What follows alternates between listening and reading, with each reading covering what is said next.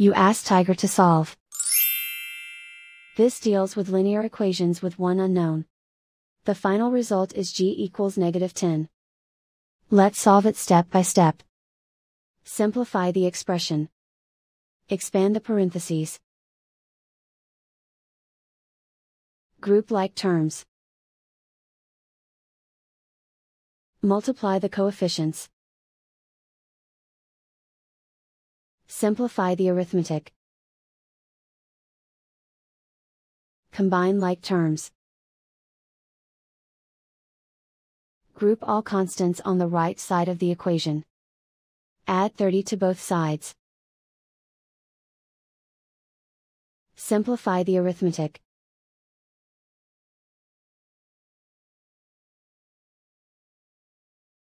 Isolate the g. Divide both sides by -3. Cancel out the negatives. Simplify the fraction. Move the negative sign from the denominator to the numerator. Find the greatest common factor of the numerator and denominator. Factor out and cancel the greatest common factor.